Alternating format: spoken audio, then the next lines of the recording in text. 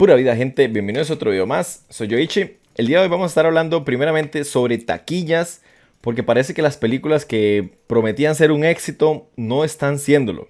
Vamos a hablar de Elemental, de Flash, de Transformers y claramente lo vamos a comparar con La Sirenita, que ya sabemos que es un fracaso, para que vean de la magnitud de fracasos que estamos hablando. Si La Sirenita es un fracaso, estos parecen ser más fracaso todavía. Además, estaremos hablando de una segunda parte sobre One Piece, que se viene serie de live action en Netflix para el mes de agosto. Entonces estaremos hablando de una segunda parte de eso. Y al final estaremos viendo un poquito de pastillas de realidad, que va a ser una pequeña sección de lectura de algunos Twitter interesantes que me encontré en estos últimos días. Vamos a empezar primero viendo la taquilla general. Vamos a verla primero, vamos a verla claramente por fin de semana. En ese momento Flash se ubica en el primer lugar para este fin de semana con 55 millones de dólares, seguido de Elemental. Si bien la película Elemental logró debutar en un segundo lugar, los números son bastante bajos para lo que se podía esperar de una película de tan alto presupuesto por parte de Pixar, ¿verdad? Sabemos que por lo general Disney invierte cerca de 200 millones de dólares en una producción de este tipo y 29 millones es una taquilla bastante baja. No hay que culpar del todo a que la película sea mala, sino a que si podemos ver los días que tienen, las semanas que tienen las películas en taquilla, vemos que por ejemplo Flash tiene el primer fin de semana, que salió en competencia directa con Elemental. Transformers tiene 2 fines de semana, Spider-Man tiene 3, La Sirenita tiene 4. Han salido muchas películas en poco tiempo, lo que ha dejado a las personas con muchas opciones a elegir cuando van al cine. Entonces hay personas que no necesariamente van a ver una película en específico, sino que cuando llegan al cine toman la decisión de qué película que quieren ver. Entonces, al tener tantas opciones, la taquilla se empieza a distribuir entre todas las opciones y baja la taquilla general. Si vemos, por ejemplo, cuando Super Mario Bros. Estuvo, que ya tiene 11 semanas de haber salido, cuando Super Mario Bros. Estuvo, no había ninguna película. Si vemos aquí la cantidad de semanas, no vemos ninguna película que haya tenido tanto tiempo en taquilla en ese momento. Entonces la película estuvo básicamente sola. Por eso le permitió tener un mayor empuje desde el inicio. Vamos a empezar entonces haciendo el análisis de Elemental. Elemental es una película que llega de manos de Pixar y Disney. Y este tipo de películas sabemos que tiene un presupuesto muy grande siempre detrás. No se saben datos exactos de momento, por lo menos yo no los conozco, pero se debe andar calculando en unos 200 millones de dólares, que es lo que está invirtiendo por lo general Disney y Pixar en las últimas películas. Si lo bajamos un poquito, 180, 170 millones quizás, si gastaron poco, pero no creo, porque en los últimos estrenos han estado gastando cerca de 200 millones. El problema de esta película no es tanto la historia. Si bien la gente dice que la película no está mal, que los efectos están bien, que es una película colorida, bastante llamativa, el problema es que esta película no ha llamado tanto la atención porque la gente todavía tiene en sus cabezas, en su mente, el problema que tuvieron con Lightyear el año pasado. Recordemos que la película previo a esto, que fue en el 2022, la última película que sacó Pixar, fue la película de Lightyear, que fue un completo fracaso por el problema que se tuvo con lo del beso lésbico que hubo dentro de la misma. Esa agenda hizo que muchas personas bajaran la expectativa de este estudio y no sintieran esa gana de ir a ver la película porque no sabían que se iban a esperar en el estreno. Si bien esta película Elemental ya había estrenado en el Festival de Cannes hace varias semanas, no todo el mundo se informa de ese tipo de acontecimientos y no sabía qué tanto se podía ver de la agenda política que tanto estamos hablando de que Disney implementa en cada una de sus producciones. Entonces en este caso las personas estaban aún expectantes. Vamos a darle tiempo, un par de semanas, tal vez a las personas les guste la película y el boca a boca ayude si se sabe que no hay ningún tipo de inclusión, porque aunque Disney no quiera aceptarlo, la inclusión está haciéndole mucho daño a las producciones de Disney, le está pasando mucha factura porque la gente simplemente está diciendo: yo no pongo mi dinero en esta empresa, yo no pongo mi dinero en una empresa que mete agenda inclusiva en todas las películas. Entonces vamos a ver qué pasa con Elemental, a ver si logra despegar un poco y se hace exitosa en un par de semanas. Va a ser difícil con la competencia que tiene en la actualidad. Ahora vamos a ver una película que me sorprende que tenga una mala taquilla, que es Flash. Y hablo de mala taquilla porque ahorita vamos a hacer una comparación entre las películas. The Flash 2023. The Flash tiene en este momento 129 millones de dólares a nivel internacional. Es bastante más que lo que tiene Elemental a nivel internacional, que solo llegó a 44 millones de dólares. Es más del doble, casi el triple de lo que tiene Elemental.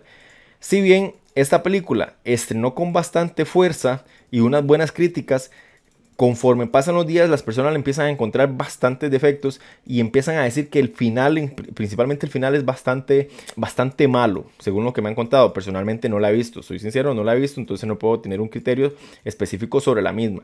Pero la película en general, la gente está dándole malas críticas y está criticando mucho el CGI de la misma. Que hay partes, hay escenas donde no se ve bien realizado los efectos especiales y genera cierta inconformidad.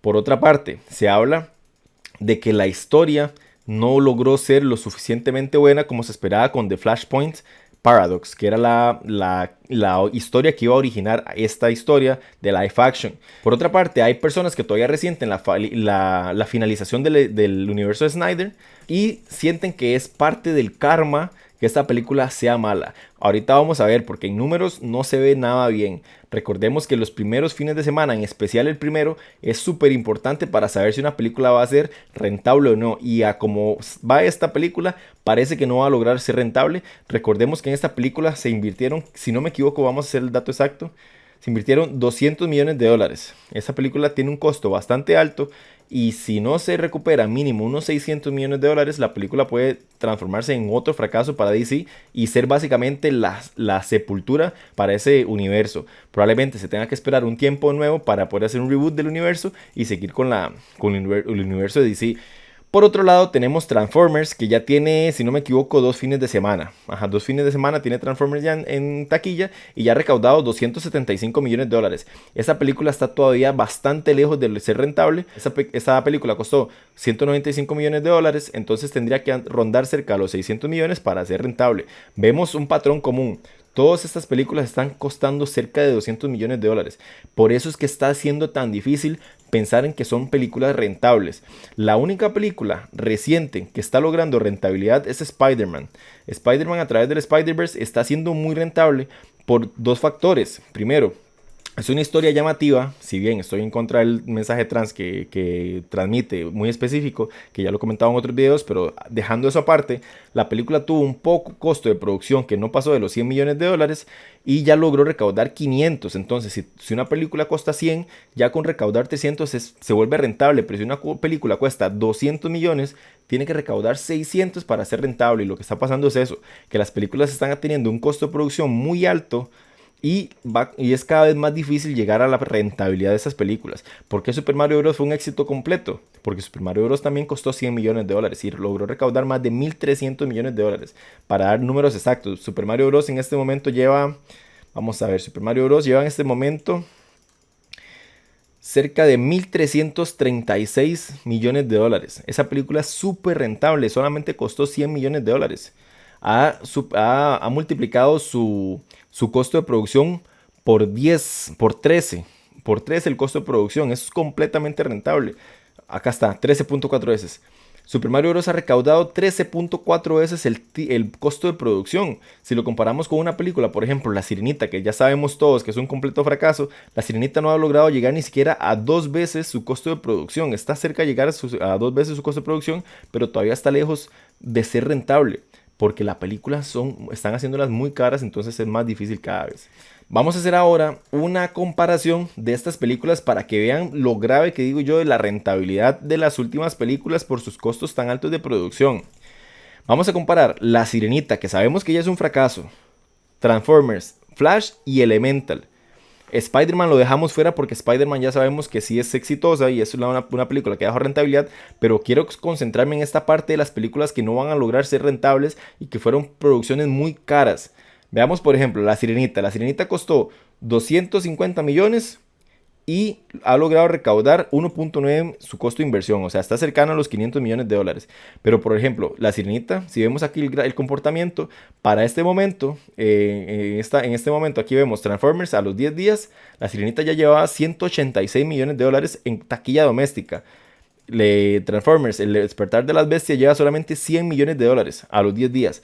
O sea, lleva cerca, poco más de la mitad de lo que hizo La Sirenita. O sea, si el comportamiento se continúa igual, Transformers en un par de semanas va a estar rondando cerca de los $200 millones apenas en taquilla doméstica.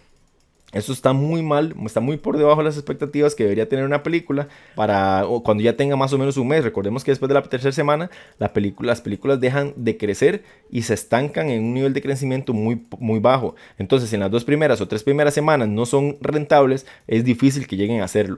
Pero eso no es todo. Si por ejemplo vemos The Flash lleva un comportamiento muy parecido al de Transformers. Pero la más preocupante aquí es Elemental. Elemental está por debajo todavía de eso. Elemental tuvo un estreno, un primer fin de semana de solamente 29 millones de dólares a nivel doméstico. O sea, mucho menos que los 55 millones que tuvo de Flash y los 61 millones que tuvo Transformers. Es una película que tiene rendimientos muy bajos. Y si comparamos los costos de producción, si bien Elemental no viene por acá, debe andar cercano a los 200 millones de dólares. Es una película que va a costar básicamente lo mismo que todas las demás. Las películas están costando en alrededor de ese monto. Entonces esa película va a ser muy complicado que llegue a ser exitosa. Es un fracaso más para la empresa de Disney, que la única película que está siendo rentable este año de Disney es Guardianes de la Galaxia, la única. Ant-Man fue un fracaso, La Sirenita ha sido un fracaso, Elemental es un fracaso, al parecer The Marvels va a ser un fracaso. No ha visto la luz en este año Disney y quizás es porque la gente ya se está empezando a cansar de la nueva fórmula de Disney, que la gente se siente muy insegura de ir a las salas de cine porque no saben lo que se va a encontrar. Mientras que por otra parte, Illumination está haciendo un buen desempeño de taquillas porque está dando la fórmula tradicional, películas sencillas, sin ningún tipo de agenda política y películas de bajo costo. Entonces, por menos taquilla que tengan, por lo general siempre tienden a ser rentables porque triplican su costo de producción. Eso sería todo en cuanto al análisis de taquilla, pero vamos a pasar a otra empresa que le ha dado mucho por intentar hacer live action en los últimos años. Estamos hablando de Netflix. En esta ocasión Netflix saca la serie de One Piece que se estaría estrenando para agosto de este año. En 2 meses aproximadamente se estaría estrenando One Piece. Yo, sinceramente, no soy muy conocedor de One Piece. No porque no me guste, sino porque son demasiados capítulos los que tiene. En este momento creo que One Piece anda cerca de 1050 capítulos. Me corrigen en los comentarios si no es así. Pero One Piece ya está en más de 1000 capítulos en el anime. Y se vuelve un poco complicado llegar hasta ese nivel de capítulos para una persona por lo general que tiene un trabajo. Entonces al tener un trabajo se complica mucho poder dedicar tanto tiempo para ver un solo anime. En lo personal yo prefiero animes que son más cortos, que son 20, 30 capítulos, que los puedo en una semana ver y ya concluye una historia o por lo menos una temporada. En este caso son más de 1000 capítulos, sería demasiado tiempo para verlo. Sin embargo conozco la serie, que he visto las primeras temporadas, si las he visto. Entonces, ¿qué es lo importante en este? Personalmente siento que la serie va por buen camino. Porque si vemos el casting, vamos a hacer una comparación acá de los personajes. Quizás Luffy no es lo más parecido que se pudo, pero los otros personajes sí los veo bastante bien hecho el casting. Siento que atinaron bastante con los personajes. No sé, ¿ustedes qué opinan de eso? Me pueden dejar sus opiniones en comentarios, pero personalmente siento que esta vez sí atinaron con los personajes que están eligiendo. No sé si este es el casting real, si este sería el casting real, pero vemos que los personajes tienen cierto parecido con el personaje del anime o el manga que están interpretando. La serie se estaría estrenando para agosto de este año. Vamos a leer un poquito lo que dice sobre esta serie. Dice One Piece de Netflix. Aquí está el primer asombroso trailer de la serie live action que trae a la vida el manga de Ichiro Oda. El primer tráiler de live action de One Piece de Netflix por fin está aquí. Después de literalmente años de espera, por fin tenemos el primer vistazo de cómo Netflix trae a la vida la obra de Ichiro Oda. Sin más, aquí está el primer asombroso tráiler de One Piece de Netflix. En este caso no lo vamos a ver porque nos va a llevar un par de minutos y en la realidad el video ya está un poquito largo, entonces si gustan lo pueden ir a ver directamente en YouTube. Aparte del elenco principal y nombran a todos los actores, el tráiler también da un primer vistazo a otros personajes de la serie. El más llamativo Boogie, el payaso, interpretado por el actor Jeff Ward. Además del tráiler, lo más importante es One Piece Live Action de Netflix se estrenará el 31 de agosto, según reveló Iñaki Godoy al final de su presentación en el escenario de Tudum. Vamos a ver algunas imágenes de este avance y vemos que tienen un buen manejo de la estética, semejante al anime, perdón. No quiero emocionarme, sí soy de los que piensa que los animes pocas veces son bien representados en los live action. Si me preguntan por uno, O sea, personalmente, si me preguntan por un anime que fue bien llevado a live action, un anime, quizás un manga, digamos, en este caso, porque lo que me leí fue el manga, que fue bien llevado a live action, sería Alice in Borderland, que a mí personalmente me gustó bastante la adaptación que hizo Netflix, porque llevó bastante bien la historia general. Entonces le generó la atención suficiente. Los juegos de live action de Alice in Borderland fueron bastante buenos. Si en algún momento alguien me preguntase cuál fue un anime que se llevase bien a live action, diría que Alice in Borderland. Sin embargo, hay otros que no han sido de todo de mi agrado. Otro anime que podemos hablar que se llevó bien a live action, que fue eso sí en una película, fue por ejemplo Gantz. Gantz tiene varias películas, pero las películas fueron bien llevadas a live action porque tienen la suficiente acción y tienen bastante de la historia que tenía el manga. Recordemos que, por ejemplo, en esta serie de Gantz, el anime solamente tuvo 10 capítulos, pero porque solo se basó en los primeros tomos del manga. Ese manga de Gantz tiene, si no me equivoco, cerca de 500 capítulos y las películas narran esas otras partes que sí fueron bien llevadas a la pantalla. Entonces, esto sería todo por la parte de One Piece. Ahora vamos a hacer un poquito de lo que decía que sería pastillas de realidad. Quiero compartirles un poquito algo que estuve viendo que me llamó bastante la atención, que lo publiqué en mi Twitter. Este video que está acá me llamó muchísimo la atención, lo estuve comentando incluso con mi esposa. Esta imagen me llama mucho la atención y lo pongo en el video. Dicen, ¿saben qué pensé al ver este video? Una bandera para unificarlos a todos. Es la única bandera que ondea muchos países a la vez. Un gobierno único, una aldea global. Es impactante ver cómo quitan banderas de un país, incluso dejándola caer. Personalmente no dejo caer ni una bandera. A mis hijos les prohíbo que jueguen con banderas de forma irrespetuosa, porque siento que si hay algo que tienen que cuidar las personas es su identidad y sus creencias y su respeto en los símbolos patrios. Algo aparte, un tema aparte, pero voy a ver si tal vez lo logro.